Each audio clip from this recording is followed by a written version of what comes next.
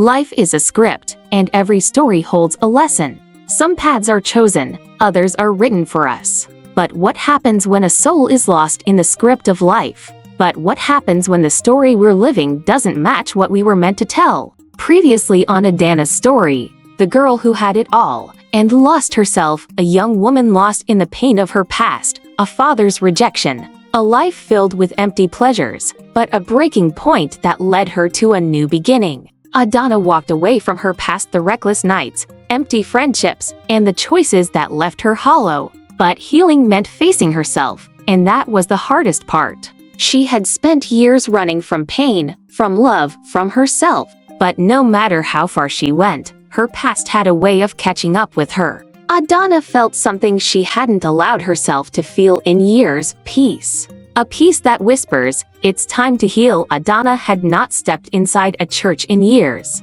Not since she was a little girl, clutching her mother's hand. But today, something pulled her toward those doors. Perhaps it was hope. Maybe it was God calling her home. She sat quietly in the last row, hidden in the shadows, afraid to be seen, afraid to be judged. But as the choir began to sing, something inside her cracked open. Tears filled her eyes. She had spent so long running, but now all she wanted was to be found. The morning sermon felt like it was meant just for her. Preacher's voice echoes, "No matter how far you have gone, God is waiting for you. His love is greater than your past." Finally, Adanna felt seen. She felt heard. And as the service ended, she made a silent promise to herself. She would fight for her healing. She would fight for her future. Adanna believed that perhaps redemption was possible. Days later, Adanna heads to the airport. She didn't know where, but she knew she had to get away. Standing in line at the check-in counter, her mind races as she contemplates her next step. Then, amidst the hum of the busy terminal, she hears a voice call her name from among the crowd of travelers.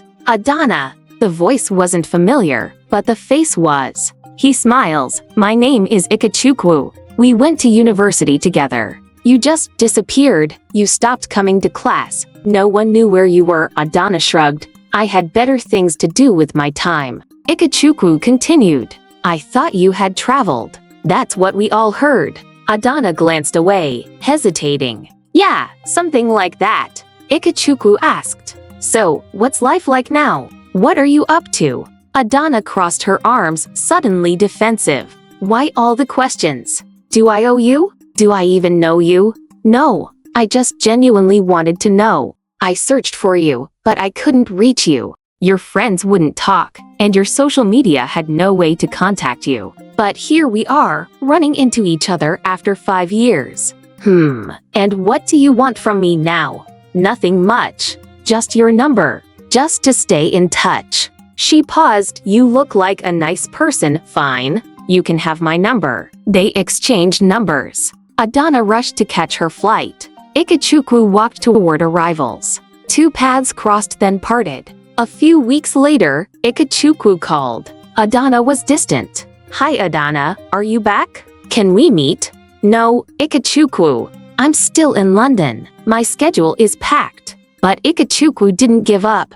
He called again, and again, not forcefully, just persistently. Adanna didn't understand. Why did he care? 2 days after she returned, he called. "How do you even know I'm back?" she snapped. "I just want to meet," he said simply. She sighed, then agreed to meet in a quiet restaurant. They sat in silence for a moment. Then Ikechukwu leaned forward, his voice gentle but sure. "Adanna, I know you act like you have everything together, but I think you're lonely." She scoffed. "Excuse me? I'm not lonely." "Really? You don't even have a friend." Her eyes narrowed. "Who told you that?" "I can see it," he said simply. Adanna exhaled, the fight draining from her shoulders. "Okay, let's say I don't. Then what? Let's change that. Let me be your friend. No pressure, no expectations." She hesitated, searching his face. Then, finally, she nodded. "Fine. Why not?" Ikechukwu kept trying to reach Adanna, but she withdrew, ignoring his calls. Then, unannounced, he showed up at her home.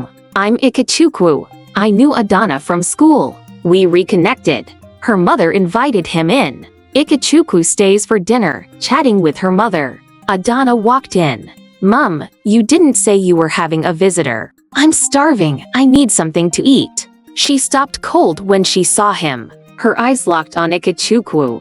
"What are you doing here?" she yelled. "I just wanted to see you," Ikechukwu said. She stormed out. Adanna wasn't ready because before she could love someone else, she had to learn to love herself. Despite Ikechukwu's persistence, she kept pushing him away. She decided to make things right. She decided to return to the one place she had avoided for years, the church. In the quiet of the sanctuary, she knelt, tears streaming down her face. She prayed, "God, if you're still there, please, heal me. Take this pain away." It was the beginning of her transformation. She re-enrolled in law school, determined to complete her law degree as she worked toward her future. Ikechukwu remained in the shadows waiting. He never gave up.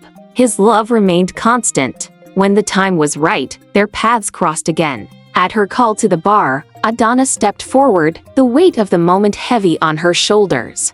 The rope flowed around her as she clutched the certificate, proof of all she had fought for. The crowd cheered, cameras flashed, and voices blended into a distant hum. Then she gasped. Her steps faltered, and her heart began to race. Not from the achievement in her hands, nor from the overwhelming pride of the day, but from something else entirely. From the man standing in front of her. Ikechukwu was there, standing tall, holding flowers. He stepped forward, this time more confident. Adanna took a step closer. Their eyes locked, and she silently thanked God, unable to believe it. At that moment, they spoke in unison. Ikechukwu, Adanna. Seasons had passed, yet he was still there. Adanna smiles, a single tear slipping down her cheek. Her parents watch, regretful but ready to support her. Can Adanna embrace the love that's been waiting for her all along? Will she finally find the forever she never believed in?